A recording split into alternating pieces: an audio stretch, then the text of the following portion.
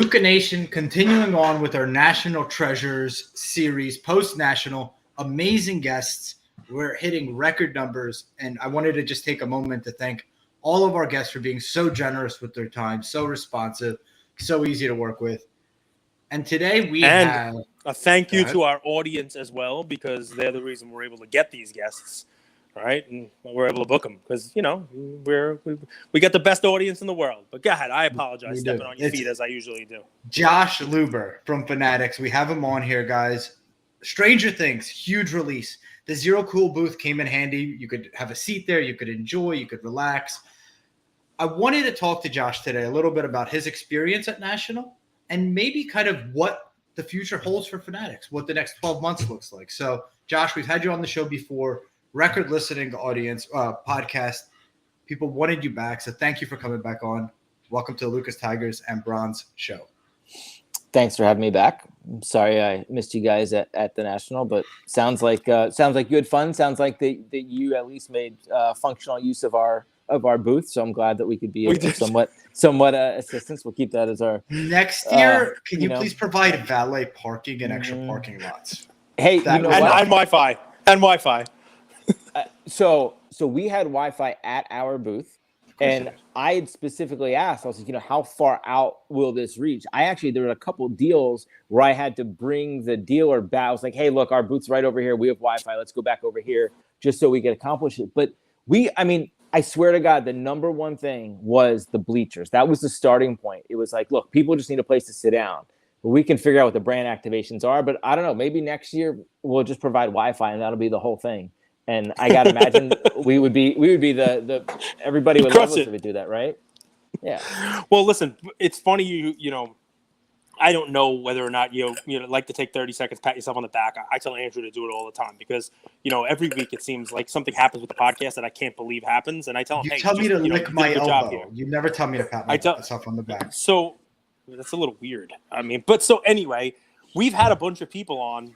We're recording these episodes, the National Treasures, and Andrew has some staple questions, and one of them that he asks is, hey, would you give a shout out to anybody? What booth or what company kind of stood out to you as doing something different or something cool? And repeatedly, your booth with Zero Cool is what people mention over and over about how it was cool, how it was different, how you did the activation with the, putting in the code to get the cards and, calling people back, just the music, just the fact that it was it was different. It brought something different to the show that has, a history of kind of being the same. I just wanted to make sure you knew that. I don't know if you had heard that from anybody, but that's what we've been hearing from almost everyone who was there. Yeah. Well, look, thank you very much. I appreciate the kind words. I appreciate the recognition that people saw that. First of all, above and beyond, it's, the Zero Cool team and the agency that we worked with to do that, right? That's not, those aren't capabilities that most companies have in-house, right? You got to go find great partners and great agencies to work with. Do this. We worked with an agency called Camp Grizzly that this is what they do. They're an experiential agency. And we brought them in and we said, listen, we want to create something different. We want to create something that people remember. And we literally started with two tent poles. One is seating for real. It was like, look, there's never enough place to sit at the National. Let's have seating. And second was I want something for everyone outside the room. Everyone in the room, they know what's going on in the hobby. They're here because they're a part of it. They believe it. But it's time for all of us to start telling everybody outside the room what's going on. And so they came back and said, listen, what about this giant 15-foot, Jumbotron, cube thing? By the way, it ended up being a 20-foot by 20-foot cube. And I was like, hell yeah. I was like, that's it. And so, we built the activation around this idea of what can we do to amplify the message of the whole industry out of the room, that people want to put it on their Instagram, that people want to share it. And then we also were very fortunate to be able to announce 3 really big properties at the same time, announcing Stranger Things, Dune, and Clerks. So those things all came together to make it great. But, it's like anything else, right? It takes a village to do that. And those guys did a great job. You've been consistent, man. Since day one, when we met, you loved the non-sports cards.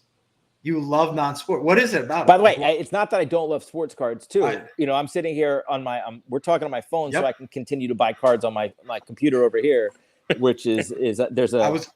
There's a Willie Mays 64 Topps PSA 9 that I'm about to pull the trigger on. But I for sure, like I believe so much in the non-sport market because of sort of, I guess partly because of my background at StockX and seeing how much of an impact all non-athletes have had on the sneaker industry, which was historically a sports only. Nike never gave deals to non-athletes. That was like stick in the ground. They never did that. But we saw that whole industry change as, they opened up and said, look, the blurring the lines of sports and non-sports, of culture, of music and fashion and art, like we're all there, those lines just disappear. And that's an important part for me personally and for what we're trying to do. So I appreciate that to recognize that. But by the way, just the beginning of all of that, just the beginning. Hopefully we get to do a lot more. When did that happen? That's really fascinating. I didn't think of that comparison at all. Nike used to just do deals with athletes, and then they started doing deals with non-athletes. Do you remember when that happened and who the first non-athlete was? Yeah. So the essentially what happened was in 20, I guess it was 11. Was it Kanye? Yeah. So Nike made a couple shoes with Kanye, and they were promotional shoes, or there was no deal, right? Basically, they weren't paying Kanye to do the shoes, and they did 2 shoes. Each had 3 colorways. It was the Yeezy 1, the Yeezy 2. They were massive shoes in the sneaker industry. Today, those shoes are worth, $10, $15, $30,000. And then Kanye said, great, we had all this success from these shoes. I want a deal. Pay me. And Nike said, we don't pay non-athletes. We pay LeBron and Jordan and Kobe. And I think he wanted a royalty too, right? Yeah. I mean, look, it's fair. Like he wanted a real deal to put his name and brand on a product. And Nike said, hey, we don't do that. And Adidas said, we will. And, Adidas signed Kanye away from Nike. And that was the start of the Yeezy brand. And after that, and seeing that, the Yeezy brand is now a multi-billion-dollar brand for Adidas, Nike finally came behind and started signing people. They signed, Travis Scott, and they now pay him to make shoes, and Virgil Abloh and Jerry Lorenzo and other people. And I don't know the details of those deals, and I don't know how it compares to LeBron or Kobe's deal. But the important thing is that, and Drake's made shoes with Jordan Brand. The important thing is like it went from, hey, we never do this, to like we understand that these people drive sales, these people drive culture as much as athletes do. And that it's time to move on and expand from that. And I think we're starting to see that in trading cards as well. And Gage, I'll popcorn to you, but and Gary with K-Swiss. When would an entrepreneur get a shoe, right? That's interesting. But it takes someone, a pioneer, a visionary, to be willing, to take all the criticism, right, and pave the way. And like with your Stranger Things, with V-Friends, with Jackass, with Clerks. Cage, I think you got a Clerks pack, right? Yeah, it's cool. It's a single card. It's sort of like the Sportflix stuff, lenticular, that I talk about on the show as nostalgic for me. In the 80s, the cards that kind of move. But what's cool is the scene in the Clerks. They're dancing. It's Jay and Silent Bob kind of dancing. So as you move, he's got it right there. As you move the card, you can see them dancing on the card. I mean, it's a really cool way of doing a piece of pop culture, a piece of art, and a movie scene. So I loved it. A piece of culture using a design or a style of the 90s that was associated with ball. Well, what was Sportflix first year was what, like 86 or 87? 86, 86. Yeah. I mean, it's just cool stuff. But beyond that, what I will say is this. Everybody wants an expansion of the hobby. Everybody wants more money to come in. Everybody wants more people to come in, people bringing more money in. And you want to expand it outside of just, the same old stuff. And we've already seen a huge expansion. I mean, Josh has been on before, and I gave him credit for an answer. He gave me, I didn't even know who the hell I was at the National in Chicago when I asked him what he thought. And I didn't love it. I was like, oh, this, and this. And he's like, all I need to know is look at the younger crowd. Look at the people who are here for the first time. Look at the age of them compared to the age that it was a couple years ago. Like, I know we are on the right path. And if you think about that, right, the what you're doing with pop culture, I can just tell you from my own house, right? Like, I would love to get my daughter involved in the hobby. I'd love to get something where she and I could collect together. And I've tried. Besides designing our entire brand, Leah. Besides being the artist that came up with all of our stuff, yes. But she is that's pop culture is that hits with her. She's into art. She's into that stuff. And I've tried a bunch of things that I thought, okay, maybe my daughter would like. Garbage Pail Kids. There's like sketches and you name it. Harry Potter. She read all the books in school. Like, how about the Potter cards? Meh. Stranger Things. she wants half your production. Right. Like she told me, if you're having this guy on, just ask how much the boxes. Like get the details. When are they coming out? And blah. I mean, she was immersed in it. So you know, you are a way for the hobby to target a new audience. That's why I think you're very smart with the whole pop culture stuff, because it does potentially bring in people who would not otherwise be brought in. Yeah, look, it's like, business 101, right? It's like, give the people the product they want. Like, you could maybe try to convince your daughter to like Garbage Pail Kids or baseball cards, but it's way better to just give her what she wants and Stranger Things. Like my daughter is about to be 10, my son is 7, and neither of them are sports cards, but they collect Pokemon cards, and I don't collect Pokemon cards. They literally ask me if I will start collecting Pokemon cards so we can do it together, right? Like, they want to have that interaction. They want to do that. And look, whether they continue down that path or maybe they start collecting, who knows, that they're too young to watch Stranger Things. It's certainly, I don't know how old your daughter is, but like there's no 13, way I'm letting, 13. Yeah, there's no way I'm letting my 10-year-old and 7-year-old, they'll have nightmares forever. It's too scary for me. I'm not letting my kids watch it, but, but like it's what it's about. It's giving them the products that they want and the culture that they want. And look, for Stranger Things, I mean, Stranger Things might be the biggest TV show in the entire world right now. So it's really fortunate for us to be able to work with, companies like Netflix and the companies that make Dune, et cetera, to do this, because they understand that there's something here going on with trading cards right now in the world as we start to hear about it more. So it's great that they're on board too, because we couldn't do it obviously without them. I'm curious. So obviously people love cards, but what I am realizing that we're 760 episodes in, how you kind of figure out your voice a little more the more you do it. We're also speaking to a young entrepreneur community, right? Yep. So people are like, I want to collect cards, but I really just want to build a business, and cards are the vehicle to do that. What's a day in the life look like for Josh? Well, I think those are two very different topics right there. First of all, I will say that's what Andrew does. Yeah, he keeps you on your feet. You thought the question was going somewhere else. I'm going to give you this premise, but we're going to ask you a completely different question. It's like, hey, we're going to McDonald's, so what kind of taco do you want? Yeah, exactly. Yeah, he does it. He does it. It's good. It connects in my head. If you could see into here, you would see the connection, the wires hitting. By the way, the connective point there is, for me, like many of us, my first startup, my first business was as a kid collecting cards in the late 80s and early 90s, right? And for a lot of us. And so it is great to see that. By the way, one of the coolest things that I saw at this year's National, I saw way more like father-son and mother-son, people out there buying cards together. And I spent as much time as I could just walking around buying cards, like going to booths, and I'll put my hat down and just kind of watch. And like, I watched this one interaction between, it was a kid who couldn't have been more than 10. And the mother was like standing back a couple feet to like let him do what he wants. And the dealer completely could have blown him off. The kid was there trying to negotiate on like a $20 card. There was all sorts of people around. There's no way that he couldn't have made more money talking to someone else.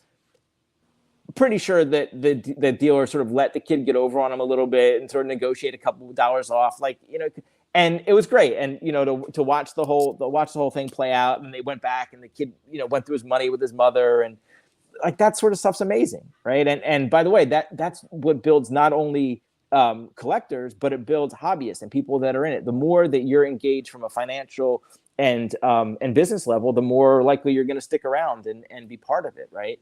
So yeah, that's a huge part of it. But for me, honestly, it's not too much different. I think the dollar amount, just has a couple more zeros on the end of that. But I'm still there just trying to buy cards and trying to do that now. I respect that, by the way. Like, a lot of people, as they rise up the ranks, they're no longer kind of like practitioners, right? And just to your point about the kid, one of my favorite feelings, and I urge people out there to try to put their friends or loved ones in that position. I love seeing people in their element, right? Like that mom watching her kid negotiate or do, that's that kid in his element. And that's a different version than might see at home. And that's really cool. Like, I don't know if that has anything to do with cards or anything, but I love seeing people in their element. I think it's one of the coolest things. Yeah. But look, a lot of it, as we all grow this hobby, is it's about that kid, but it's also about that dealer and the mom, and like we're all part of this ecosystem, and so it's got to grow the right way for all those people, right? There needs to be cards that those kids can buy. There needs to be, so it's we think about that, and so whether it's substantively Stranger Things or non-sport cards that appeal to different audience, or price points, or access, those are all parts of the way to grow the hobby. So I'm curious, and Cage, if you have anything, feel free. But no, I mean, I know you're going to ask whether or not Fanatics has already bought Panini. So go ahead. I'm just kidding. No, go ahead. Ask your question, Andrew. I just figured I make him uncomfortable a little. You got to shake him up a little. You can try. That's fine. How close is that deal to getting done? I don't know. I don't know what deal you're talking about. Yeah, what deal?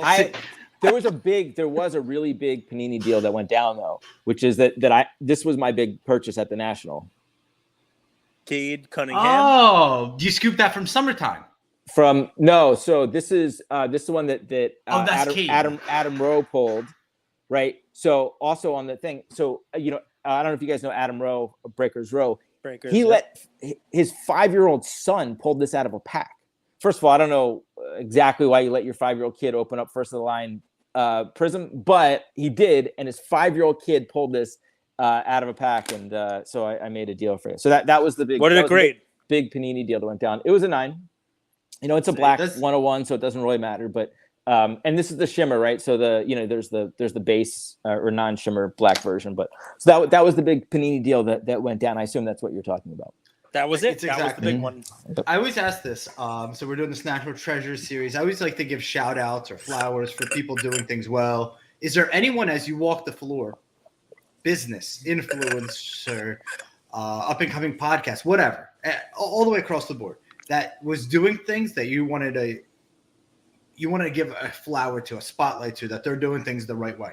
Yeah. Well, first of all, I love that question. I appreciate having the opportunity to talk about people we don't normally talk about. Notwithstanding the fact we're talking about the National and we're just talking about Panini. We're just talking, and there's a lot of news that's been out there around distribution. Hobby shops are still the core of the industry and will continue to be so.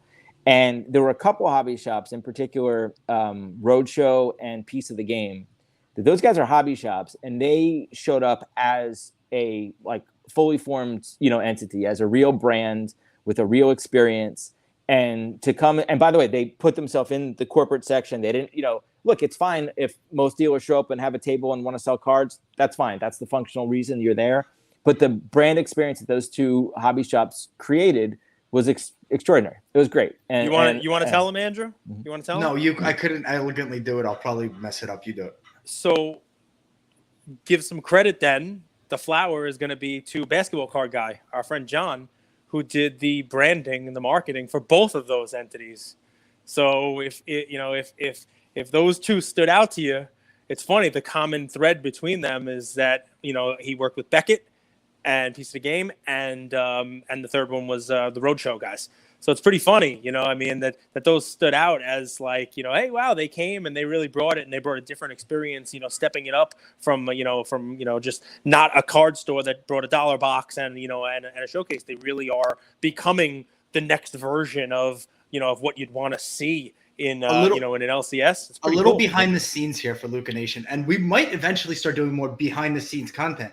So we normally do a daily episode, Josh. So we just hop on with Cage. We're like, this is what's happening in the hobby. But we're putting on this National Treasures series. So we have to double up, triple up. Cage is going to Disney World at the end of the month. So literally right before this episode, and we were late, I apologize. We were recording with Basketball Card Guy, and he talked about that exact thing with Roadshow cards and Piece of the Game. So how that tied back is incredible. Pretty crazy. Yeah. Because and look, it's interesting, Bo, that you mentioned that he also worked with Beckett, because was Beckett different than they have been in the years past? Yeah. Was it noticeably different? I couldn't tell you what it was. Right? New slaps that they're not using. Okay, well, maybe. Right? Come on. Yeah. I'm not allowed. Right. I'm not allowed. No, they're off limits. You are allowed. I can't say anything. You're allowed. Nothing's off limits with you. This is how we roll. but notice what those two hobby shops showing up much different than their competitors versus, Beckett just making, sort of step improvements in their experience. And I'm not trying to, talk bad about Beckett or whatever, but, just to point out like just how different those two hobby shops were than most of the other dealers versus whatever. So it's great. It's funny, Josh. I mean, you are there for a different reason. Obviously, you did walk the floor. You were making deals, you name it. But in addition to us hearing from a lot of folks that they enjoyed your booth, not the booth itself for Beckett, but we have had a lot of people also tell us that they were happy, enthused, give Beckett some credit because they had people walking around the show asking questions. What do you think about this? What would you change? What would you do? Like basically being a little more engaging with the hobby participants and the people at the show. Maybe they didn't approach you and ask you. You're an opposing figure. I wouldn't approach you and ask you either. I mean, I'm scared. Yeah. Only if it's by the ice cream truck. No, I will say both Beckett and PSA seem to have a much better handle on the process this year than they did last year and years past. 2 years ago, I mean, both of those booths was just absolute chaos, just absolute like frenzy and lines spilling out everywhere. And at least, not that there weren't still lines and many people trying to grade cards, but it seems like both of those companies got a better handle on the process of how to do that at a live event, which is good, which is how they should be, evolving that. And that's their primary function of being there. People want to grade cards. They want them quick. They want them there. So, that's what their customers want. I'm curious about something. So it sounds to me, and I might be paraphrasing or misunderstanding, but like I remember every time you level up on a sports team, for example, just to use a sports analogy, the new people that come, you're never going to drop to their level. You're like, hey, come play at our level, right? It sounds to me like the hobby's going through that transition, right? Where it's like people are like, I want to do things like I did them 30 years ago. The way you did them 30 years ago is low level. New people come in and they're like, hey, let's play at this level. It'll benefit everybody. And there's that friction between the two. Is that fair? Oh, yeah. I mean, look, it's in every single industry, in every single business, you go through that. You have the old guard and you have some of those people that are stuck in their ways and they want to keep doing it this way, and others that are open to change. And look, businesses evolve, technology evolves, marketing evolves. If we're just not going to run the industry the same way that we did, 30 years ago or even 5 years ago, really. And as we decide who and how to work with other people in the industry, and look, as the primary manufacturer of many of the cards in the space, our job is not to take over the space. It is to figure out how to work with everybody. It's going to be those people that are open to adopting technology, open to marketing. Like the one thing I really noticed walking around the National this year from a corporate level is the last 2-3 years, everybody's been getting their own houses in order. They've been either, building their teams or acquiring other companies or, building their brands, launching their companies. Okay, fine. It's now time for all of us to market out. It's all time to start bringing other people in. You got to get your own stuff together right first. That's fine. But all of us need to start marketing out and bringing other people in. And that's about technology and marketing. And by the way, that's the same for every industry and every company, like I said. So that's going to be the evolution of this, both for us, organically, for ourselves, but also how we work with other people and how the whole hobby grows. This is it's not a gotcha question at all, but it dovetails very nicely into this because I see this way different than the general public saw it, and I'm curious your take. So the brand that I think markets out the best, that also gets the most criticism, is Backyard, and it's not even close. It's not even close. Cage, since National, I've gotten 10 DMs and texts from collectors, like true collectors, like big time, that are like, hey, ever since I started watching Backyard, those guys, that team is super entertaining. It's not at all what I thought they were. You got a ton of backlash because you hung out with them, which was the craziest shit I've ever heard in my life. Why are we so against marketing out?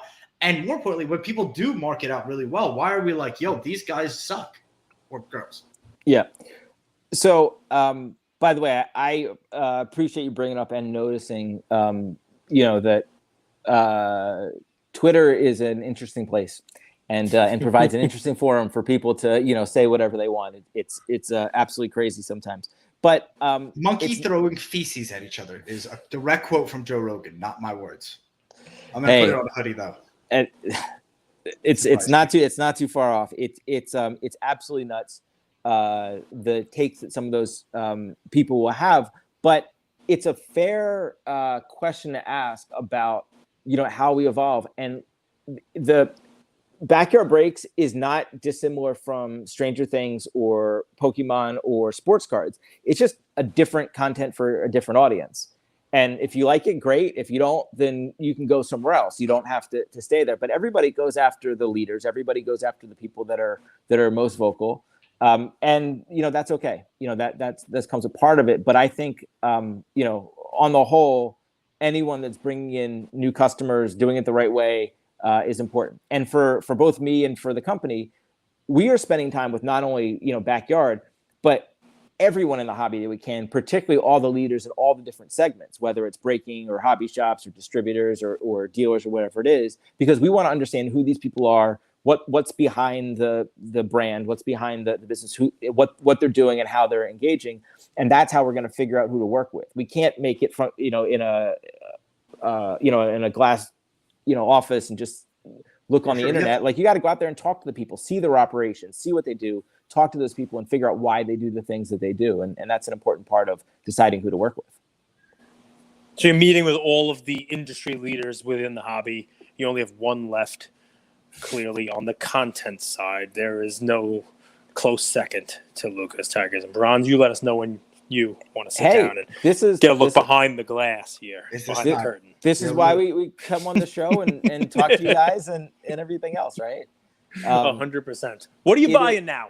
Don't tell me Mickey. Don't tell me Willie Mays 1964. What are you buying? What is on the list? I am. So when I was a kid, I collected all the same junk wax that everyone else did. And, and for some reason, as a 10, 11-year-old kid, I was into Willie Mays. And so I'd owned most Willie Mays. And my bar mitzvah present when I was 13 years old was a Mays 52 tops from my father, which many years later graded a 5. So it was pretty, I was pretty happy about that. I'm actually now going back and trying to just buy higher grade Mays in all of them. But I buy a lot of Black Prism 101 stuff, like the Cade, and then a lot of non-sport stuff. And I'm just always looking for unique non-sport stuff that I didn't know existed, or in certain areas. And I've been vocal about this before. I think all those rock stars in the 60s and 70s, Jimi Hendrix, the Beatles, Led Zeppelin, Bob Marley, Bob Dylan. I think, those people are just so important to the overall, culture. And then what will evolve as whether we make the cards, other people make the cards, or we continue to unearth them. But for those same people in the next, those next decades. So there's a 1997 Kurt Cobain card in this random Argentinian set. it's a horrible product. Physically, the cards deteriorate, they stick together. But it's Kurt Cobain's first card. So, I'll buy as many of those as I can find, right? It's Kurt Cobain. You don't get much more iconic and important. I've been teaching Cage about the 27 Club. He's been fighting me, but I'm like, I learned this in rock history. These are iconic people. 27-year-old, yeah. And then Cage was like, well, Mac Miller sang about it at 26 and never made it to 27. Oh. Juice WRLD too. Yep. He said, we didn't make it past 21, and then he didn't. Remember Josh talked about the Jimi Hendrix card in our IG groups? I don't remember who it was. They're like, oh, I have this card. It's so sick that he recognizes. Steve has a lot of cool stuff. Josh, you know what it is? It's all of this. The last 28 minutes can go back to pop culture, different strokes with different folks, right? Whether it's Andrew's question about backyard breakers, and we've had guests on who say they don't enjoy that style of breaking or that those personalities, and they're probably going to choose to not spend their money with those people, but that is your choice. You vote with your dollars, right? But beyond that, just not just the business, right? And your attention, by the way. What type of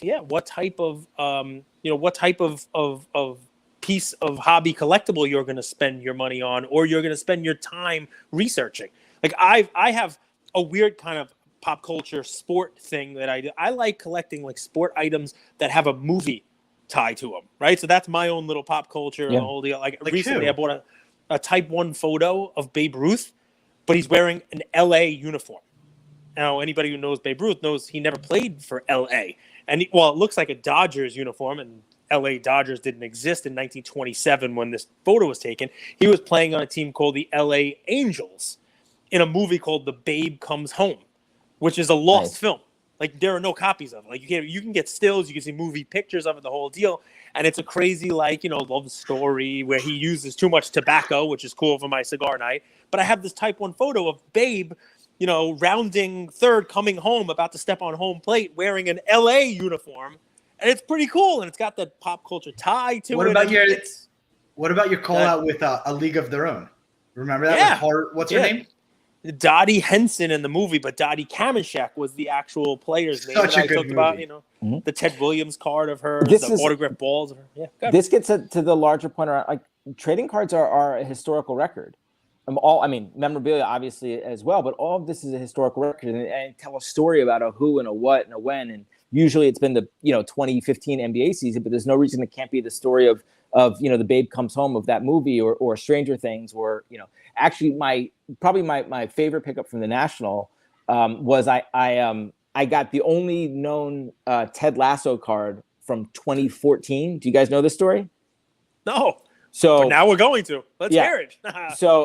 So Ted Lasso, the show that's 2 seasons on Apple Plus or whatever the streaming service is, which came out in 2020, actually started as a commercial for the English Premier League in 2013, and Ted Lasso was a character that Jason Sudeikis created for this commercial. Topps then made cards that were distributed on cereal boxes in, I think, just the UK, but maybe in all of Europe.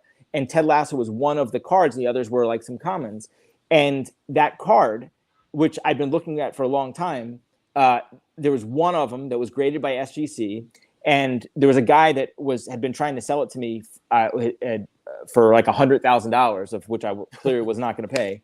But I found him at the National, and we made a deal for $7,000, which is still a lot, but a much more reasonable price.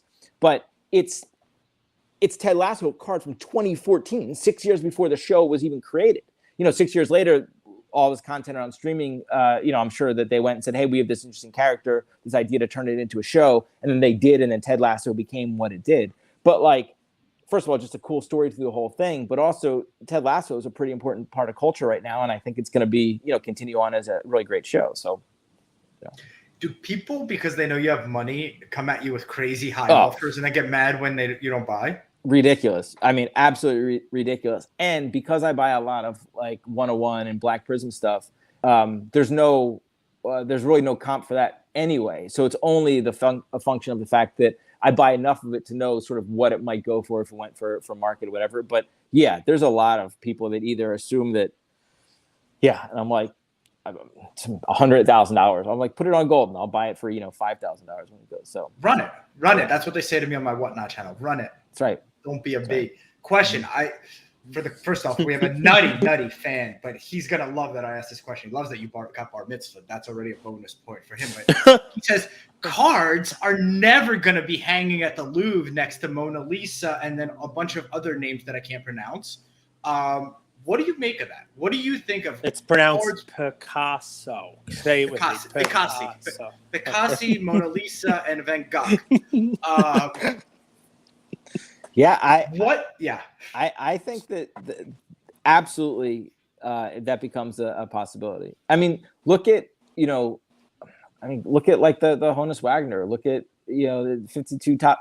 How is the 52 tops 50 tops mantle PSA 10 not in a gallery somewhere, right? Ken Kendrick's been showing that card off more and more, right? We had a Topps event for the Transcendent Party that was at Arizona Stadium earlier last year, and he had all his cards out there for everyone to see. But you had all these cards just sitting on this folding table in the Diamondbacks locker room. It's comical, right? You have, I don't know, $100 million worth of cards sitting there with 2 armed security guards. That should be in a museum somewhere for everyone to see it, and everyone to, these things will become priceless very soon if they're not already. So yeah, that's where it ends up into museums. Does the Stranger Things 11 card end up in the museum? Probably not, right? But in the same way that if I make a painting, it's still a painting, but it's not the Mona Lisa, right? So.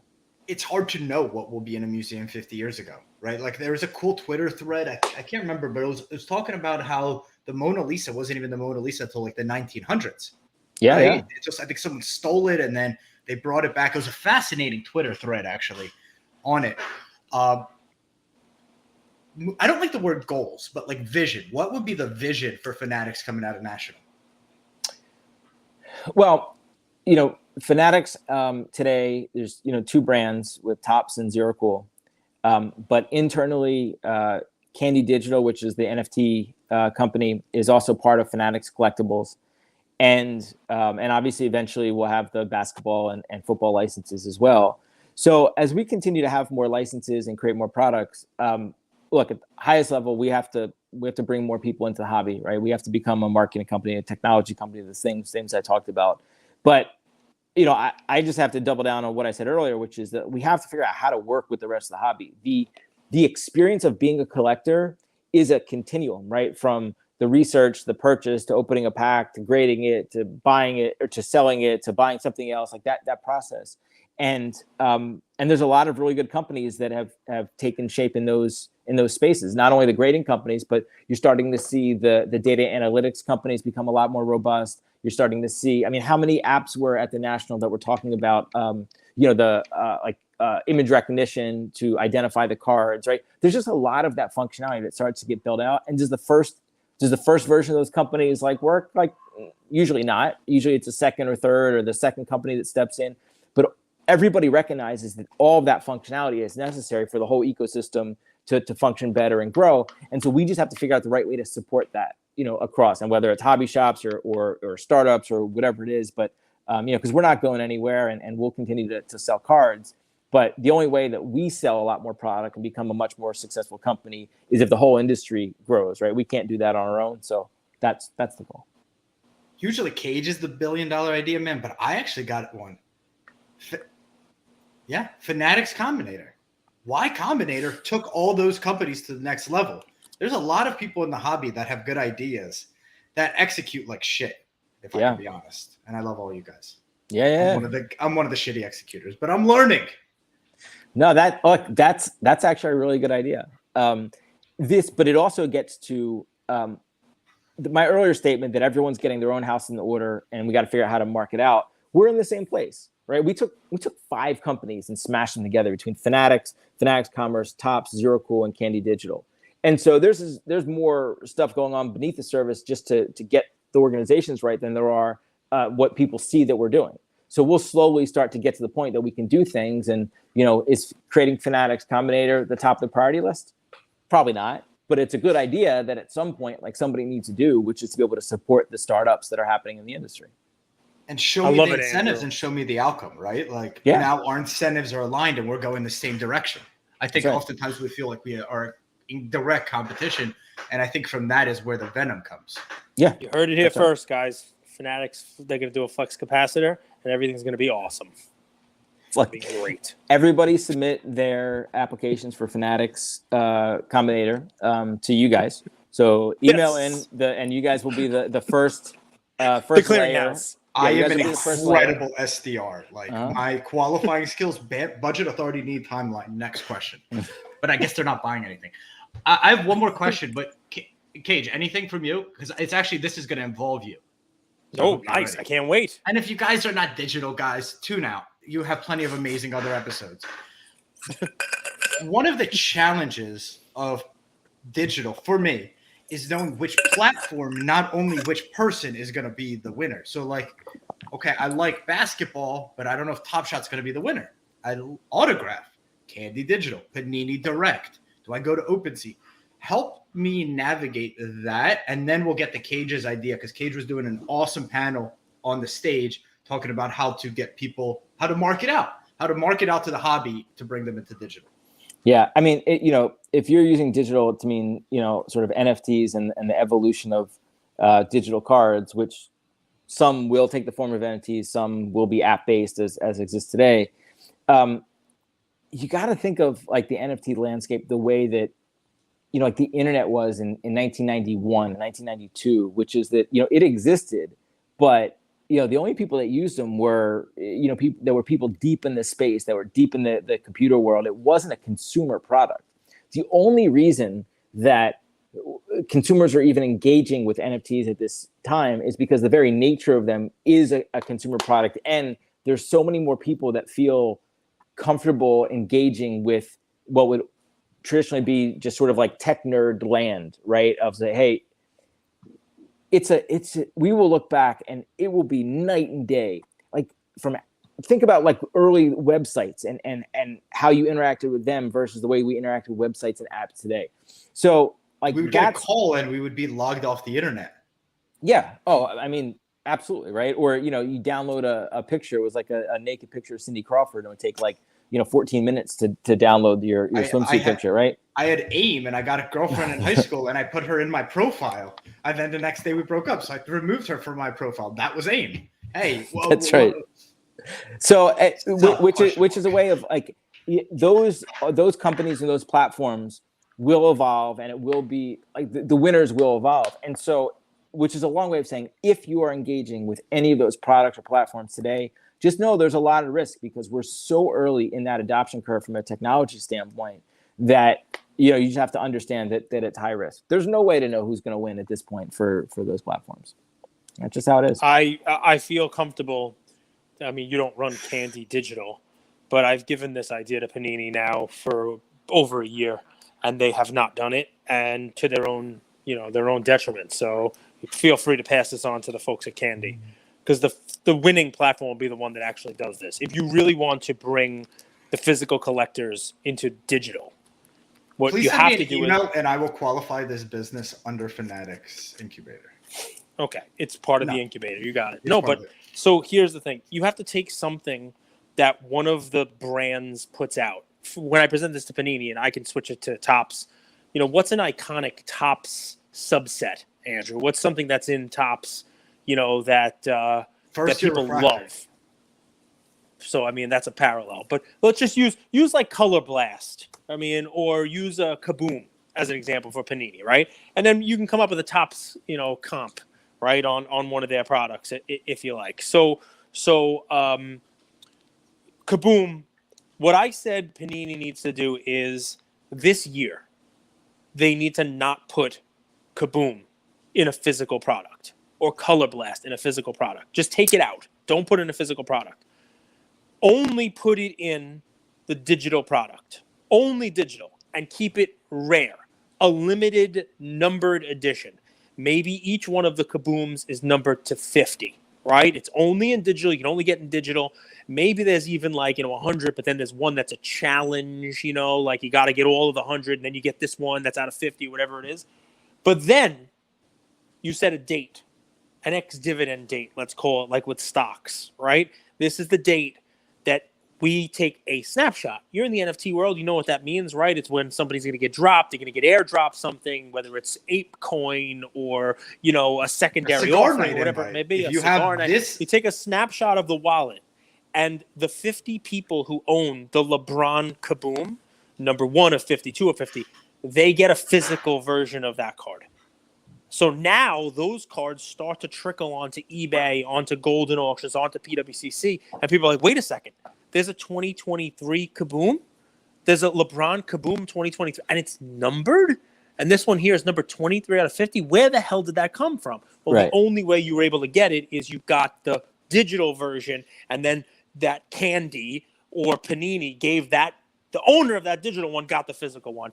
Everyone will flock to physical. Yeah. Everyone flocked to physical. Everyone flocked to digital. That's the way you have to do it. So I love that idea. So I think it's great. It's part of a larger strategy that has to happen, which is that the NFTs or digital or app, whatever the digital form of cards, has to tie in strategically and smartly with the physical, period. Yep. Right. What you put out is just one really good example, of how it could happen. But they have to be together. They can't live in separate places. And today, for a lot of reasons, they still largely do. And that's okay. And that's the evolution of it. But it's a perfect example. It's a really good idea. And we have to build on that to make lots of them. So there you guys have it. You guys just basically saw how the sausage is made at Lucas Tigers. The flex capacitor. This is the Fanatics the flex genius capacitor. ideas, the hard-hitting questions. But you get that Y Combinator takes 6% of the companies in why. So I now own 6% of your podcast. So that's how it works. Why Yeah. stop at 6? Yeah. I gotta be honest, this whole like people being very held back on their equity confuses me, because I'd rather a $1 billion business and you have 6% than That's a $500,000 business. I have the whole thing. Amazing. I'm still fucking broke. Like, I'm still broke. like I'm still broke. inflation's getting the best of us, Cage. Josh, every time you come on, this is a better episode. I love getting to know you. I love this National Treasure series because I really feel like I'm the winner, that I get the benefit to learn from these amazing guests and the audience as well through us. I hope we do a good job. I hope all you guys out there listening are enjoying the series. Please reach out to our guests. Thank them. Cage, any final questions, or do we wrap? Yeah, I mean, listen, it's more of a commentary. Every time we get to talk to Josh, we realize he's a collector. And if he's going to be one of the people that shapes the future of the hobby, I think we're in good hands.